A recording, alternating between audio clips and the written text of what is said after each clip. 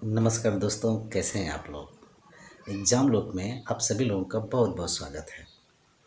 आज हम प्रीपोजिशन के पार्ट 3 लेकर आए हैं। पार्ट 3। इसके पहले आपने पार्ट 2 देख चुके हैं। आज पार्ट 3 लेकर आए हैं, इसे आप ध्यान से देखिएगा। ठीक है, और पूरा वीडियो देखिए। ठीक है, और मेरे चैनल पे नए हैं तो इसे सब्सक्राइब, लाइक और शेयर कर दीजिए। चलिए स्टार्ट करते हैं, जास्ती समय वेस्ट नहीं करते क्योंकि आप लोग हमारी बात को सुनते नहीं हैं। ठीक है, देखो इनटू का प्रयोग देखिए। इनटू का प्रयोग स्पेशली हम कहाँ करते हैं। इनटू का प्रयोग में के अर्थ में होता है और ख़ास तौर से तब होता है जब कोई गति करता हुआ, जैसे कि मछली है, मछली इस कुएं में कूदती है। क्या है ये? वेल है, कुआं।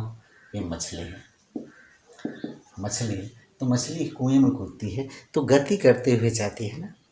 तो में के अर्थ में होता है, में के अर्थ में हो जब गति करते हुए कोई चीज़ किसी जगह वो ऊपर से नीचे की तरफ जाती है, ऊपर से नीचे की तरफ जाती है। ऊपर से क्या करती है? नीचे की तरफ। ऊपर कोई चीज़ है, जैसे पेन गिरता है, the pen fell into ground, ठीक, ग्राउंड पर गिरता है। तो यहाँ भी क्या करते हैं हम इंटू का प्रयोग करेंगे। तो ऊपर से कोई वस्तु नीचे गिरता है तो नीचे जाता है, उनमें गति होता है, तो वहाँ क्या करते हैं? इंटू का प्रयोग करते हैं।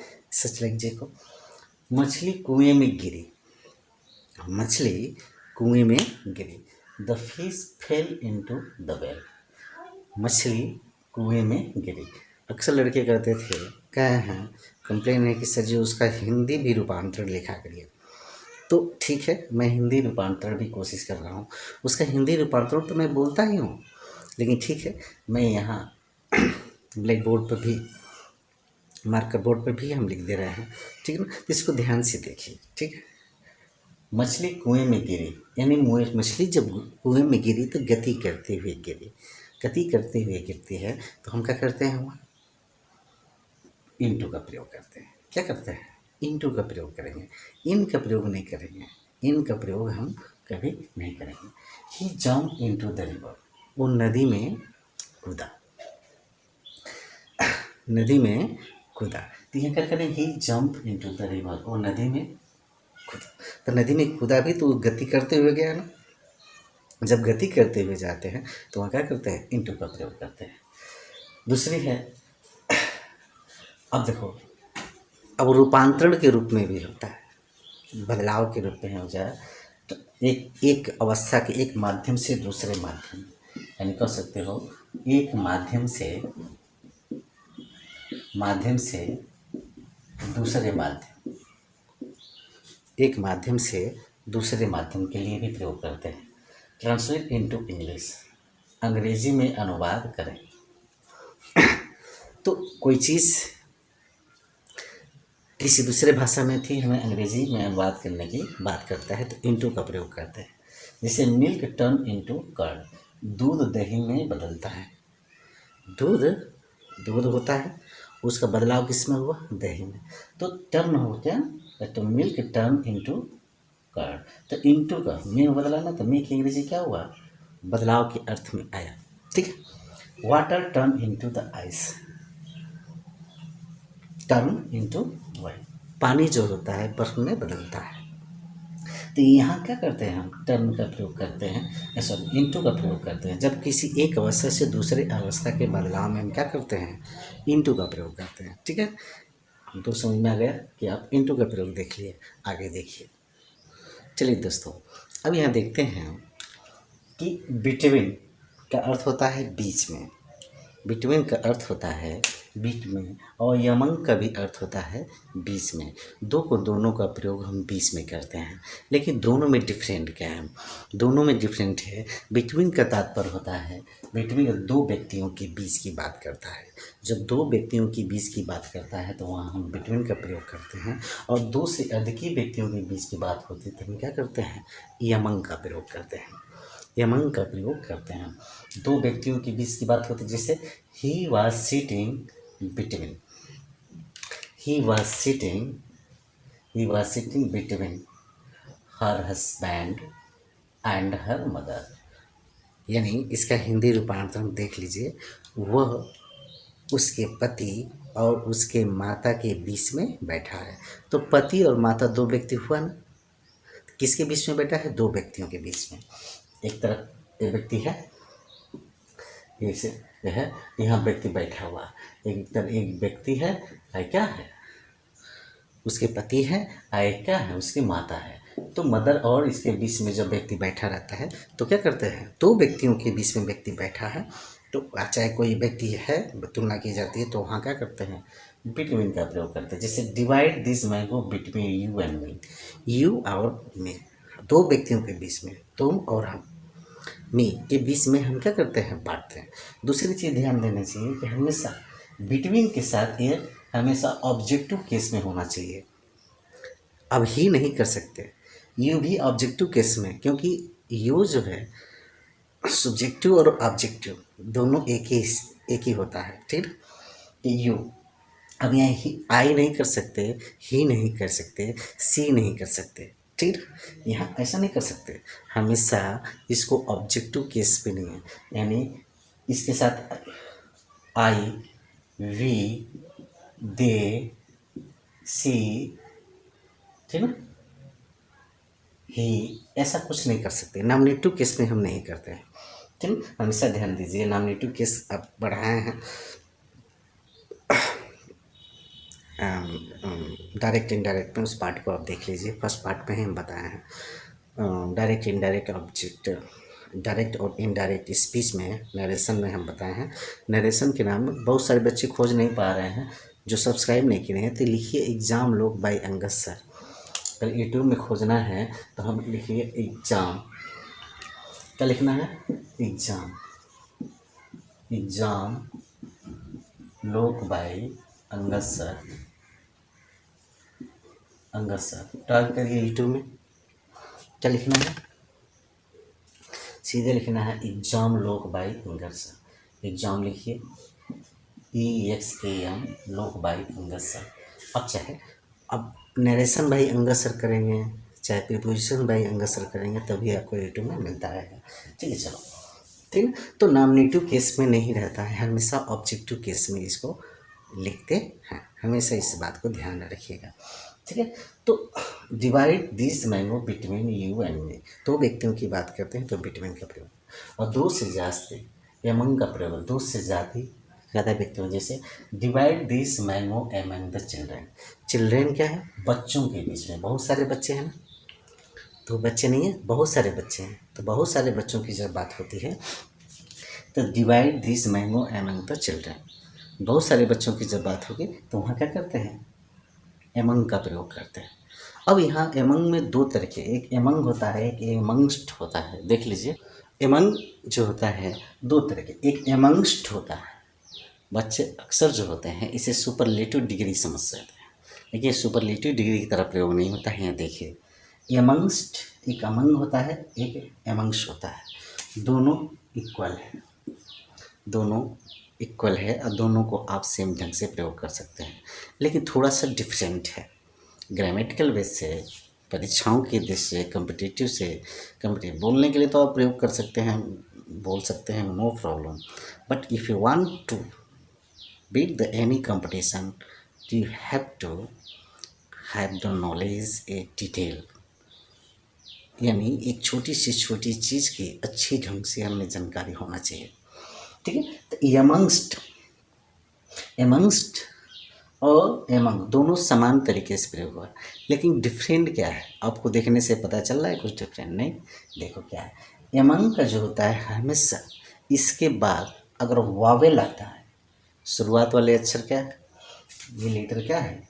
वावेल है, वो क्या है? वावेल है ना। तो अमेंग साथ हमेशा वावेल जो शुरू होता है, वावेल से कुछ भी शुरू होगा तो वह क्या करते हैं?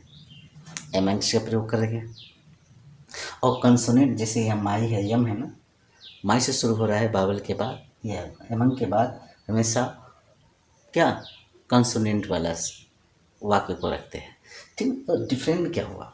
डिफरेंट आप समझने की दिक्कत है कि यमन हमेशा आवर है, OUR, ओ से हो रहा है ना स्टार्ट, रंग के बाद ओ से शुरू होने वाला है यानी वावेल से शुरू होगा, तो वहाँ ऑटोमेटिकली हम एमंग्स लगा देंगे, एमंग्स लगा देते हैं। अगर कॉन्सोनेंट होता है तो वहाँ क्या करते हैं, हम एमंग लगाएंगे। बस इतना ही डिफरेंट है और कोई विशेष डिफरेंट नहीं है। ठीक है, आगे चलते हैं। ठीक है, समझ में आ गया। देखिए दोस्तों, अब नेक्स्ट है आपका बिसाइड, BESIDE। एक है बिसाइड्स, BESIDES। क्या है, BESIDES। अंतर क्या है, बस इसमें यस का अंतर है, एस का अंतर है, एस एस का डिफरेंट है केवल यस का। इसमें यस हो गया, देखो इसमें यस हो गया तो इसका भाव कुछ और हो गया, इसमें यस नहीं है तो इसका भाव कुछ है। इस बिसाइड का तात्पर्य बिसाइड है, ए बिसाइड्स पढ़ेंगे, ये बिसाइड है, इसका मतलब है बगल में या समीप में, समीप या बगल में। और इसका तो इस तात्पर्य होता है बिसाइड का अतिरिक्त या के अलावा होता है। ठीक, तो अब यहाँ please seat beside your mother, कृपया अपने माँ के बगल में बैठे। तो यह भाव दे रहा है क्या, बगल में भाव दे रहा है। ठीक, इस बिसाइड का है, children was sitting beside her mother, बच्चा अपनी माँ के बगल में बैठा था। ठीक है, बगल की बात करता है कौन, बिसाइड। लेकिन बिसाइड यानी यस वाला जो होता है लास्ट में, इसका तात्पर्य अतिरिक्त के अलावा। ठीक, I read Gita beside Ramayana, Ramayana के अतिरिक्त मैंने गीता पढ़ा, मैंने रामायण के अतिरिक्त गीता पढ़ा। I went Agra beside Delhi, मैं दिल्ली के अतिरिक्त कहाँ गया, आगरा गया। I went Agra beside Delhi, Delhi के अतिरिक्त मैं क्या किया, आगरा गया। और मैंने दिल्ली भी गया और आगरा भी गया। यहाँ क्या, गीता भी पढ़ा और रामायण भी पढ़ा, दोनों पढ़ा। तो यहाँ बिसाइड के डिफरेंट है। ठीक है ना, बिसाइड और बिसाइड्स का डिफरेंट है, केवल यस का डिफरेंट की वजह से इसका अर्थ क्या होता है, चेंज होता है। ये परीक्षाओं में मैक्सिमम पूछा जाता है, इसके डिफरेंट को और पकड़ में आना चाहिए कि हमें क्या पूछ रहा है और क्या रखा है। ध्यान से जब तक हम इसके ठीक ढंग से इंग्लिश का मीनिंग नहीं जानेंगे तब तक हमें अंग्रेजी मुश्किल ही रहती है। ठीक है, आगे देखिए। अब देखिए दोस्तों, बाई का प्रयोग, बाई का तात्पर्य होता है के किनारे या समेत, के किनारे या समेत। अब देखो, बच्चों आओ और उसके समीप बैठो, बच्चों आओ और उसके समीप बैठो। The children come and sit by her. अब देखो, समीप का मतलब तो बिसाइड भी होता है, समीप का मतलब बिसाइड भी होता है। तो यहाँ बिसाइड, बाई बिसाइड भी का भी प्रयोग कर सकते हैं, जो भी आप पढ़े हैं। तो यहाँ बिसाइड की जगह पर भी प्रयोग कर सकते हैं। तो अब यानी जहाँ बिसाइड प्रयोग कर रहे हैं वहाँ बाई का प्रयोग कर रहे हैं, ऐसा नहीं। यहाँ बाई की जगह पे क्या कर सकते हैं, बिसाइड का प्रयोग कर सकते हैं। ठीक है, तो यहाँ children can and sit by her या बिसाइड हर कर सकते हैं। The village is by the river, यानी गांव है गंगा के किनारे है। इसका तात्पर्य क्या है कि किनारे या समीप भी है, गंगा के किनारे या समीप भी कह सकते हैं। तो village is by the river या बिसाइड द रिवर, के किनारे है। अब दूसरा है तक के अर्थ में, तक के अर्थ में Raja will arrive here by bye 10 o'clock, Raja will arrive here bye 10 o'clock। यानी तक के अर्थ में इसका तात्पर्य क्या है, सुन लीजिए। राजा यहाँ 10 o'clock तक पहुँच जाएगा, 10 o'clock तक यानी 10 बजे तक पहुँच जाएगा। तक के अर्थ में भी बाय का प्रयोग करते हैं। ठीक है, by the end of the this month, यानी by the end of the this month, इस मंथ के अंत तक। He will have return from Bombay, वो बम्बई से लौट चुका होगा। ठीक ना। तो तक के अर्थ में भी हम प्रयोग by the end of the this month he will have return from Bombay. तो हम इसके भी थोड़ा तक के लिए भी हम प्रयोग करते हैं किसको, बाई का। आगे देखिए, अब देखिए दोस्तों, प्रीपोजिशन में बाई का आगे, बाई का से या द्वारा का भी प्रयोग करते हैं, से या द्वारा। जैसे he go to college by train, वो ट्रेन से कॉलेज गया जाता है, ट्रेन से कॉलेज, वो ट्रेन से कॉलेज जाता है। He go to college by train, he come here by scooter, वो स्कूटर से यहाँ आया। दूसरा है दौरान के अर्थ में भी प्रयोग होता है, किसके है, दौरान, दरमियान है दौरान, कहते हैं ना। ही ट्रेवल बाई नाइट, वो रात के दौरान यात्रा किया। दौरान, रात के दरमियान नहीं कहते हैं रात के दौरान हम गए नहीं, रात ही हम चल गए, रात के दौरान हम गए, तो ऐसे प्रयोग करते हैं। तो ही ट्रेवल बाई नाइट, वो रात के दौरान यात्रा किया, ठीक है। ही ट्रेवल बाई डे, वो दिन के दौरान यात्रा किया, वो बुखार के दौरान यात्रा किया। ही ट्रेवल बाई कोल्ड, कोल्ड के दौरान यानी ठंड के दौरान, बरसात के दौरान यात्रा किया, ठीक है। दूसरा है मार्ग, मार्ग ही बताता है। ही कम बाई एयर, वह वाई मार्ग से आया। ये मार्ग वाई जो है, बाई जो है मार्ग ही बताता है। ही केम बाई एयर, वो मार्ग से, वाई मार्ग से आया। ही केम बाई ट्रेन, वो ट्रेन मार्ग से आया, वो ट्रेन मार्ग से आया। तो बाई का प्रयोग देखिए कितना है प्रयोग। दूसरा है दर से, apple are sold by kilo, apple जो है किलो से बिकता है, किलो से बिकता है, ठीक है। Oil is sold by litre, litre में बिकता है, तेल जो है लीटर में बिकता है।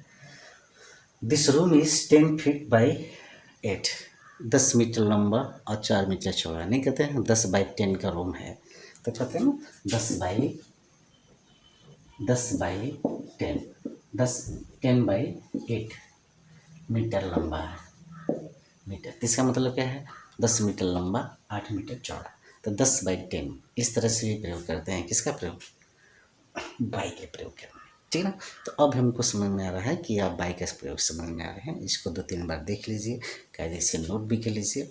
उसके बाद कुछ मिस्टेक हो तो हमें कमेंट में लिखिए, हम इम्प्रूव करेंगे, ठीक है। नमस्कार, नेक्स्ट पार्ट का इंतजार करिए।